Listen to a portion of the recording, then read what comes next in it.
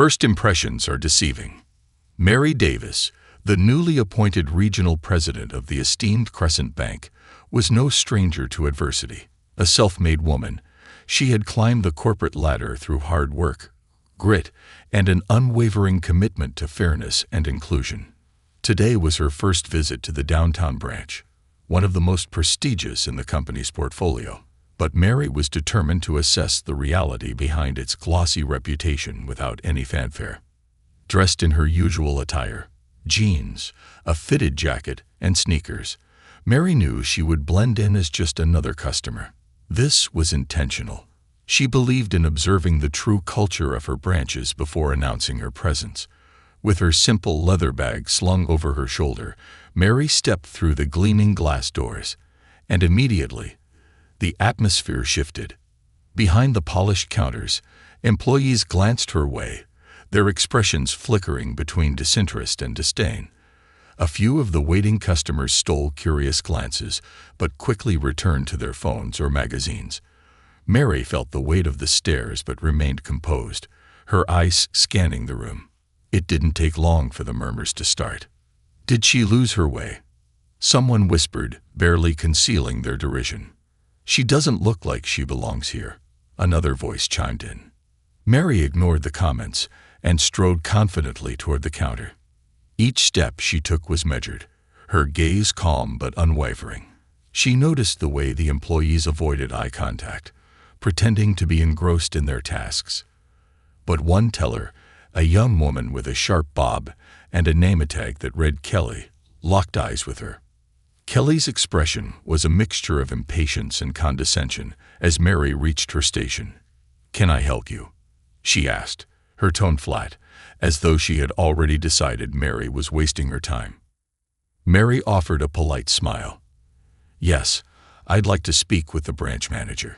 Kelly's eyebrows shot up, and a smirk tugged at the corners of her lips. "Do you have an appointment?" she asked, folding her arms. "No, I don't," Mary replied, her voice steady.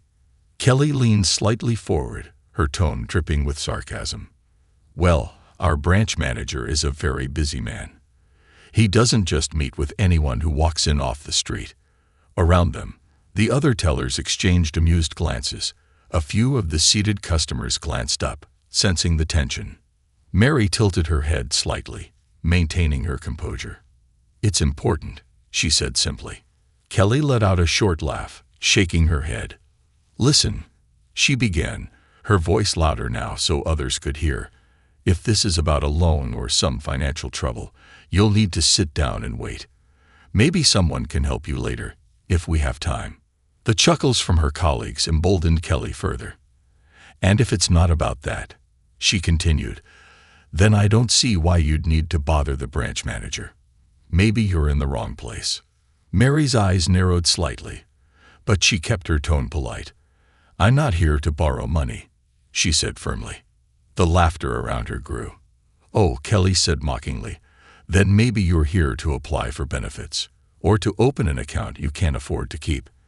Mary remained silent, her calm gaze fixed on Kelly.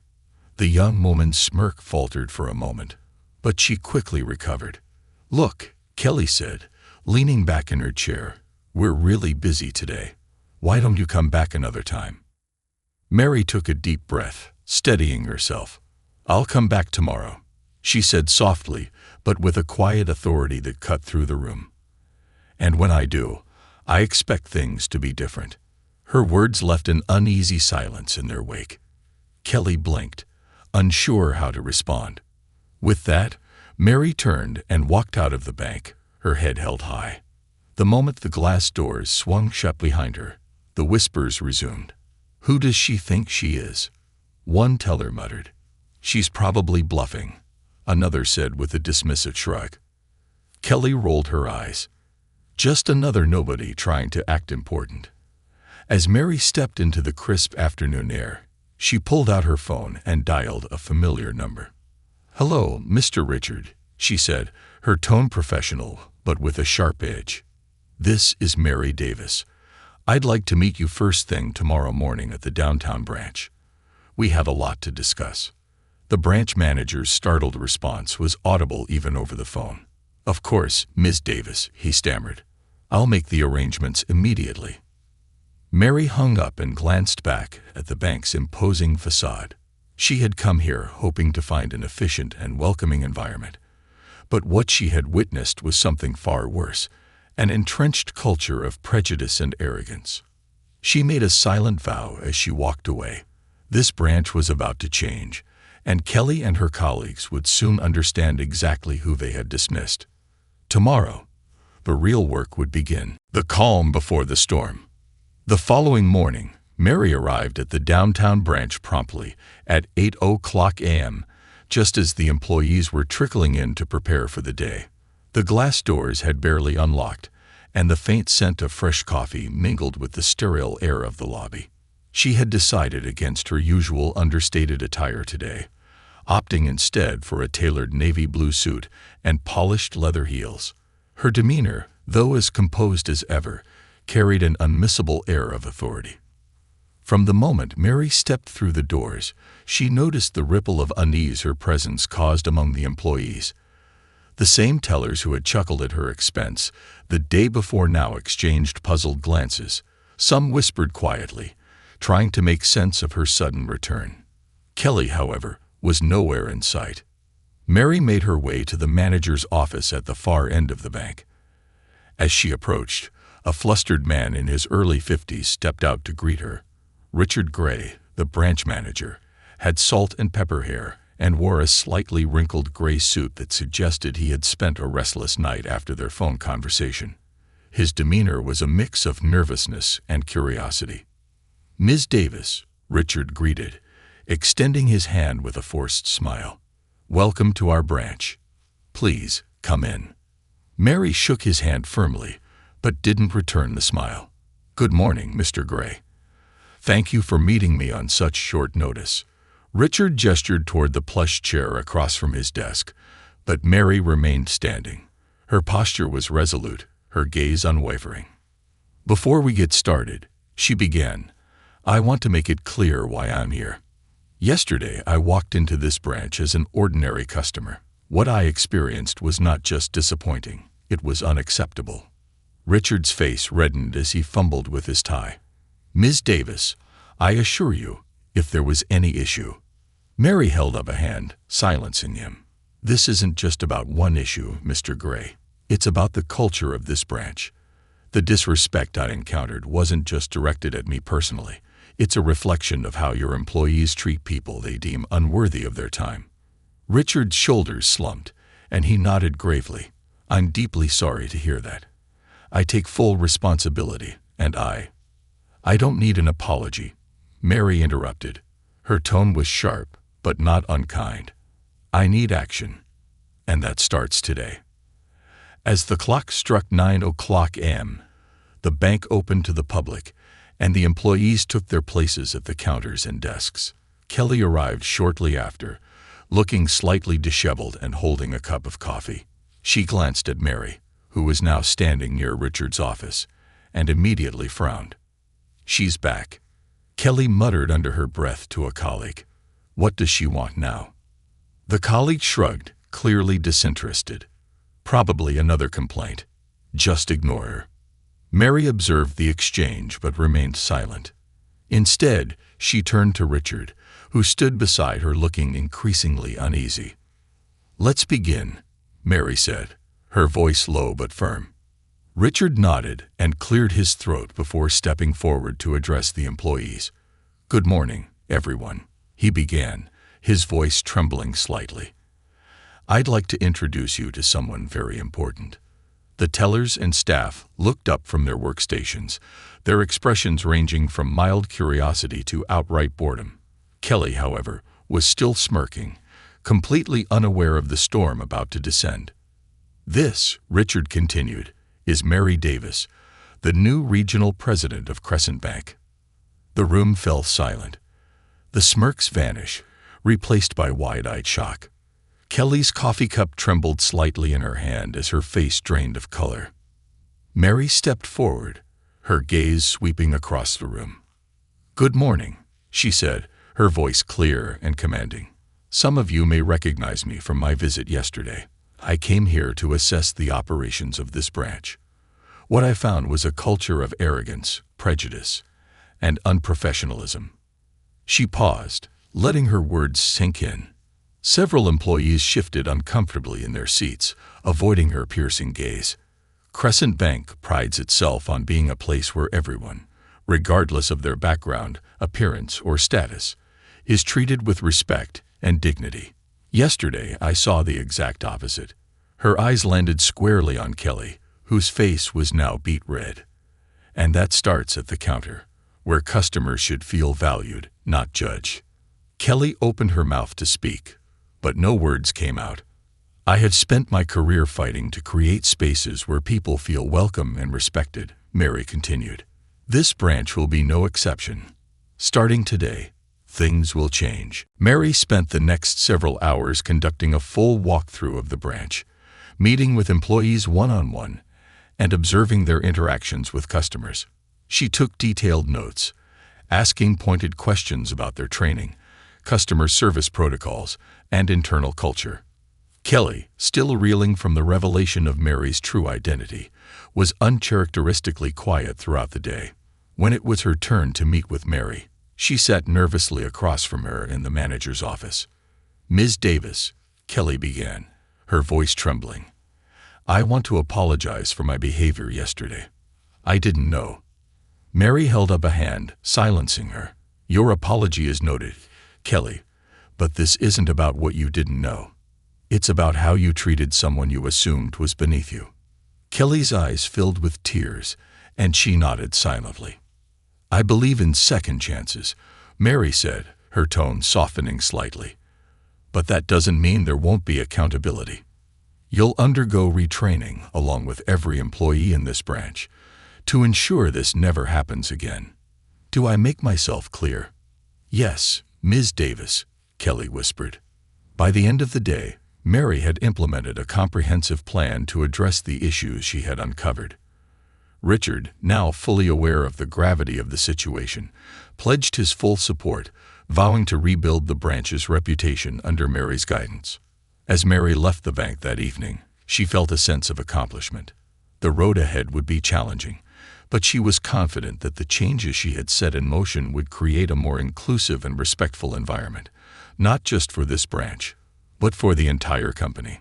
And as for Kelly and the others who had underestimated her, they would learn, in time, that true leadership is about more than appearances.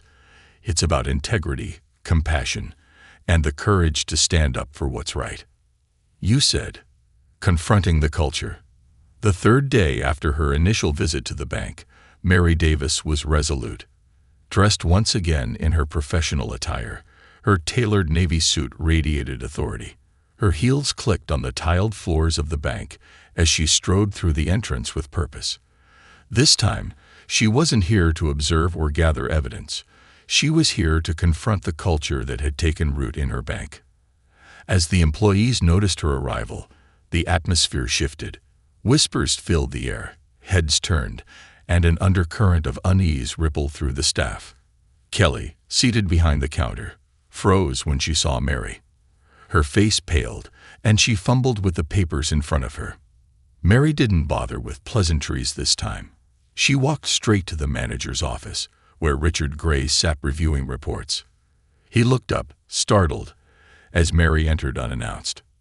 "Good morning, Mr. Gray," Mary began, her tone brisk but polite. "We need to address the elephant in the room." Richard stood quickly, his nervous energy palpable. "Of course, Ms. Davis. Please, have a seat." Mary declined the offer, standing tall with her arms crossed.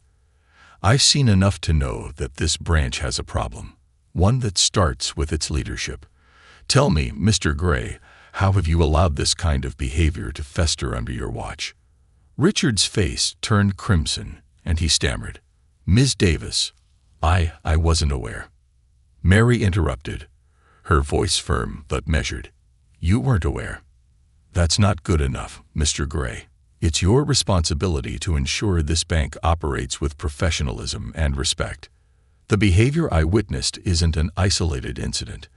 It's a symptom of a deeper issue. Richard swallowed hard, nodding. You're absolutely right, Ms. Davis. I take full responsibility. I'll do whatever it takes to fix this. Mary leaned forward, her piercing gaze fixed on him. Good, because change starts today. Gather the staff in the conference room. I want everyone present. The conference room was a spacious, glass-walled space at the center of the bank. By 10 o'clock a.m., every employee was seated, from the tellers at the front counter to the back office staff. Mary stood at the head of the room, her presence commanding.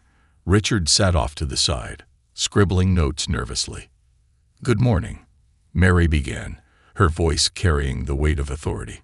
For those of you who don't know me, I'm Mary Davis, the new regional president of Crescent Bank.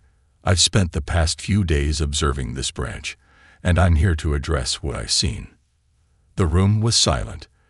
Employees shifted uncomfortably in their seats, exchanging nervous glances. What I witnessed, Mary continued, was a culture of discrimination, arrogance, and unprofessionalism. Customers were treated with disrespect, and employees judged others based on appearances. This behavior is unacceptable. Her eyes swept the room, landing briefly on Kelly, who stared down at her hands, avoiding eye contact. At Crescent Bank, we pride ourselves on being a place where everyone is treated with dignity, regardless of their background, their appearance, or their status. This branch has fallen short of that standard. Mary paused, letting her words sink in. The weight of her statement hung in the air, pressing down on the employees. But this isn't just about pointing fingers, Mary said, her tone softening slightly. It's about growth and accountability. Every single person in this room has the opportunity to change, to become part of a culture that values respect and professionalism. She gestured to Richard, who stood and passed out packets of paper to the employees. These are updated training materials, Mary explained. Starting today, every employee will undergo a mandatory retraining program.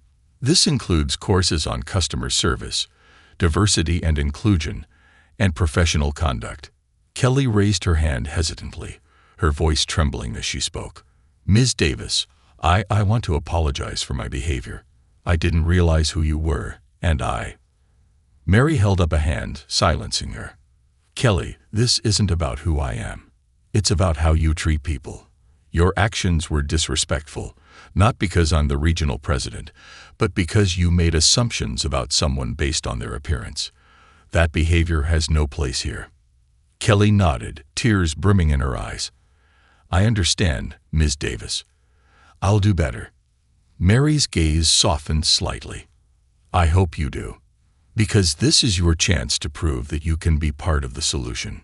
For the rest of the day, Mary worked closely with Richard and the staff, outlining specific steps to rebuild the branch's culture. She implemented a new customer feedback system, allowing patrons to report their experiences anonymously. She also introduced a monthly performance review process, ensuring that employees were held accountable for their actions. By the afternoon, the atmosphere in the bank had shifted. Employees who had initially bristled at Mary's presence now approached her with questions and suggestions, eager to be part of the change. As Mary prepared to leave for the day, Richard approached her, his expression earnest. Ms. Davis, I want to thank you for your leadership. You've given this branch a second chance. Mary nodded, a small smile playing on her lips. The real work is just beginning, Mr. Gray. But I believe in this team. I believe they can rise to the challenge.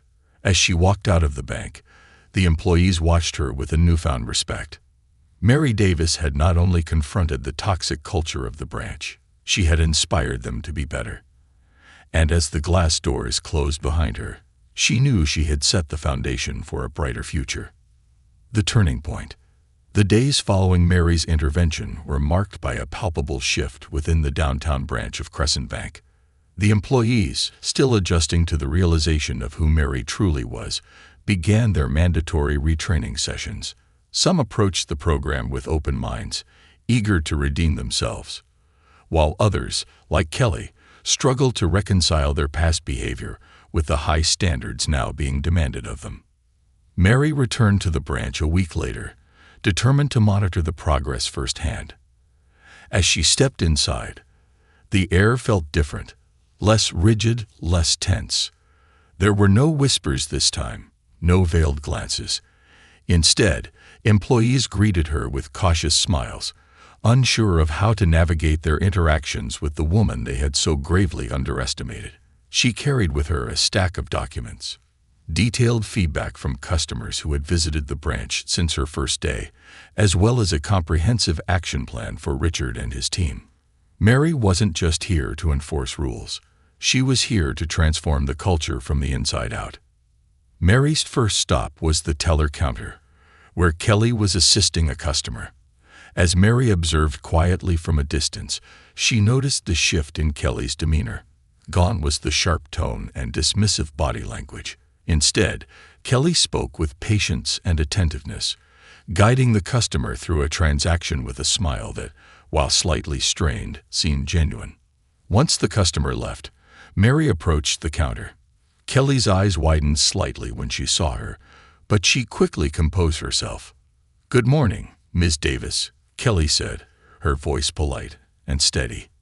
"How can I assist you today?" Mary nodded approvingly. "Good morning, Kelly. I'd like to speak with you in the conference room when you have a moment." Kelly's composure faltered briefly, but she nodded. "Of course, Ms. Davis." In the conference room, Mary sat across from Kelly, a stack of papers in front of her. Kelly fidgeted with her pen, clearly nervous but trying to maintain her professionalism. "Kelly," Mary began, her tone calm but firm, "I've been observing your interactions with customers, and I've noticed a significant improvement. You're making an effort, and I appreciate that." Kelly exhaled in relief, her shoulders relaxing slightly. "Thank you, Ms. Davis. I've been reflecting a lot on what happened. I want to do better." Mary leaned forward, her gaze steady. "That's good to hear, but reflection isn't enough. Change requires consistent action. Do you understand why your behavior was problematic, not just with me, but with anyone you might have treated the same way?" Kelly nodded, her eyes downcast. "I made assumptions based on appearance. I was rude and dismissive, and that's not how I should treat anyone." Mary allowed a small smile to soften her expression. Acknowledging that is the first step. But true growth comes from understanding the impact of those actions, not just on the people you interact with, but on the reputation and integrity of this branch. Kelly nodded again, her voice steadier now. "I'll keep working on it. I promise." Mary spent the rest of the morning meeting with other employees, many of whom expressed gratitude for the changes she was implementing. Richard, too, seemed more confident in his role, taking ownership of the branch's transformation. He had even begun sitting in on customer interactions to ensure that every visitor left feeling valued. Around midday, Mary called for an all-staff meeting. The employees gathered in the conference room, their expressions a mix of curiosity and anticipation. "Thank you all for joining me," Mary began, her voice warm but commanding. "I wanted to take this opportunity to acknowledge the progress I've seen over the past week. Many of you are stepping up and embracing the changes we're implementing, and that's commendable." A murmur of appreciation rippled through the room, but Mary raised a hand, signaling for silence. However, she continued, her tone growing serious. "Progress doesn't mean we're done. This is just the beginning. Building a culture of respect and inclusion isn't a one-time effort. It's a commitment we must renew every single day." She handed out copies of a new customer service policy she had developed, which outlined clear guidelines for interactions and emphasized the importance of treating every individual with dignity. The employees flipped through the pages, their faces thoughtful. "This policy isn't just about rules," Mary said. "It's about values. It's about creating an environment where everyone, employees and customers alike, feels respected and appreciated. And it's up to each of you to uphold these values." As the meeting concluded, Mary stayed behind to speak with Richard privately. He looked visibly relieved as he sat down across from her. "I can't thank you enough, Ms. Davis," Richard said. "Your leadership has been transformative. I feel like this branch finally has a chance to become what it was always meant to be." Mary offered a small smile. "Transformation is a team effort, Richard. You've taken responsibility, and that's what matters. But I need you to keep leading by example. The employees will follow your lead." Richard nodded earnestly. "I won't let you down." That afternoon, Mary decided to spend time in the lobby, observing the interactions between employees and customers. To her satisfaction, she noticed a marked improvement in the atmosphere. Employees greeted customers warmly, addressed their needs promptly, and maintained a level of professionalism that had been sorely lacking before. As Mary prepared to leave for the day, a woman approached her, a customer who had been quietly watching from a corner of the lobby. "Excuse me," the woman said, her voice hesitant. "You're Mary Davis, aren't you?" Mary turned, offering a polite smile. "Yes, I am. How can I help you?" The woman smiled, her eyes glistening with tears. "I just wanted to thank you. I've been coming to this branch for years, and I've always felt like I didn't belong. But today felt different. It felt welcoming." Mary's smile widened, and she placed a reassuring hand on the woman's shoulder. "Thank you for telling me. That means more than you know." As the woman walked away, Mary felt a deep sense of fulfillment. The changes she was implementing were more than policies and procedures. They were making a tangible difference in people's lives. As she stepped outside into the crisp autumn air, Mary knew there was still work to be done. But for the first time, she felt confident that the downtown branch of Crescent Bank was on the path to becoming a place where everyone, regardless of who they were, could feel valued and respected. The ripple effect. The next week, the changes Mary had implemented began to take root in ways even she hadn't anticipated. The once sterile and tense atmosphere of the downtown branch started to shift. Customers noticed. Employees felt it. And slowly, word began to spread. Mary arrived early one morning to find a line of customers outside the bank waiting for the doors to open. Among them was an older man in a military uniform, a young mother with a stroller, and a businesswoman juggling a briefcase and a coffee. What struck Mary was the ease with which these strangers engaged with one another, a stark contrast to the rigid silence she had observed on her first day. As she stepped inside, she was greeted warmly by Richard, who appeared more confident and energized. "Good morning, Ms. Davis," he said with a genuine smile. "You'll be happy to know we've received an overwhelming number of positive customer reviews this week." Mary returned the smile. "That's good to hear, Richard. Keep it up. But remember, this is a marathon, not a sprint." She walked over to the teller's counters, where Kelly was helping a customer, a middle-aged man who seemed slightly flustered as he tried to explain his banking needs. Mary observed as Kelly patiently guided him through the process, her tone kind and professional. When the transaction was complete, the man smiled and thanked her, visibly relieved. "Kelly," Mary said as the customer walked away, "can I have a word?" Kelly's smile faltered slightly, but she nodded. "Of course, Ms. Davis." They stepped into a quiet corner of the lobby. Mary folded her arms, her expression thoughtful. "I've been watching you today, and I have to say, I'm impressed. Your interactions with customers have improved significantly." Kelly's cheeks flushed, and she looked down at her hands. "Thank you, Ms. Davis. I've been trying to do better." Mary nodded. "And it shows. But remember, this isn't just about appearances.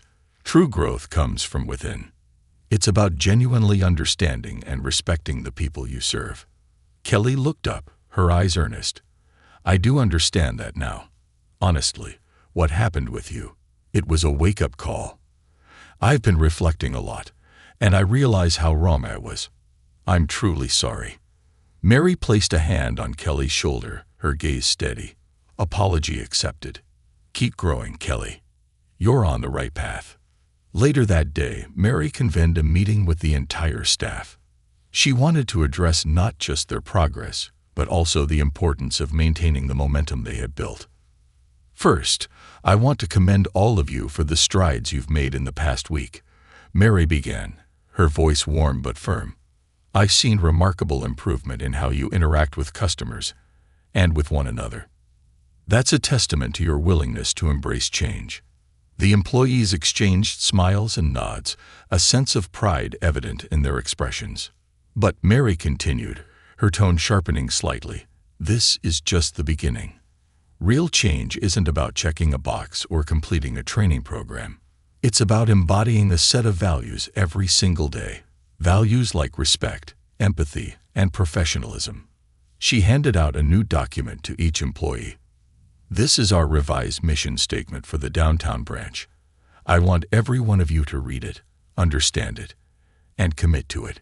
Because this isn't just about serving customers. It's about building trust and fostering a sense of community." The staff nodded in agreement, and Mary felt a surge of hope. The work was far from over, but she could see the seeds of a better culture taking root. As the day progressed, Mary took some time to meet individually with customers. One of them was an elderly woman named Mrs. Jennings, who had been banking at the branch for over 2 decades. "I have to tell you, Ms. Davis," Mrs. Jennings said, her voice trembling slightly, "this place feels so different now. The staff actually smiles at me and asks how I'm doing. It wasn't like that before." Mary smiled warmly. "Thank you for sharing that, Mrs. Jennings. It means a lot to hear that the changes are making a difference." "They are," Mrs. Jennings said, her eyes glistening with emotion. "And I think it's because of you." Mary felt a lump rise in her throat, but managed to keep her composure. "It's not just me, Mrs. Jennings. It's all of us, working together." By the end of the week, the ripple effect of Mary's leadership extended beyond the walls of the bank. Word of the changes reached other branches in the region, and Mary began receiving calls from branch managers asking for guidance on implementing similar initiatives. She gladly shared her strategies, emphasizing the importance of listening, accountability, and leading by example. One afternoon, Mary received a call from the CEO of Crescent Bank, a man she deeply respected. "Mary," he said, his tone filled with admiration, "I've been hearing incredible things about what you've done at the downtown branch. You've not only turned it around, you've set a new standard for our entire company." "Thank you," Mary replied, her voice steady but filled with emotion. "But the credit belongs to the team. They're the ones making it happen."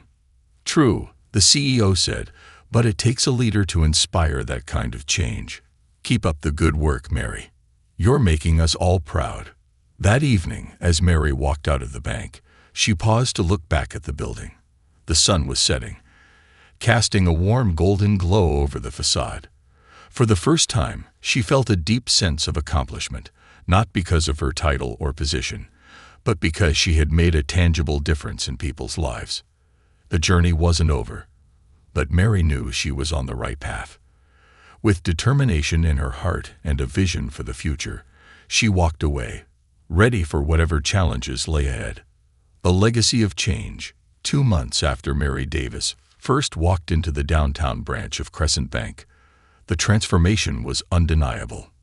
The once sterile and judgmental atmosphere had been replaced with a culture of warmth, professionalism, and respect. Employees worked cohesively, customers left with smiles on their faces, and the community began to see the branch as a symbol of inclusivity rather than division. But for Mary, the work wasn't just about fixing a broken system. It was about ensuring that the change endured.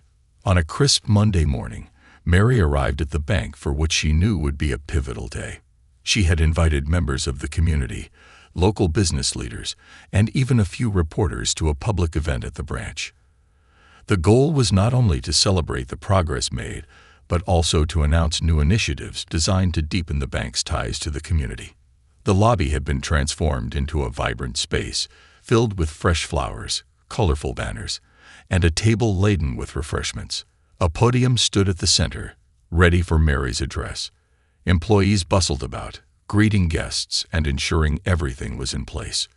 The energy in the room was electric, a stark contrast to the oppressive silence Mary had encountered during her first visit. As the event began, Richard Gray, the branch manager, stepped up to the podium. His once nervous demeanor had been replaced with quiet confidence. "Good morning, everyone," he began, his voice steady. "Thank you for joining us today. This branch has been through an incredible journey over the past few months, and I couldn't be prouder of my team and what we've accomplished together." He paused, glancing at Mary, who stood off to the side.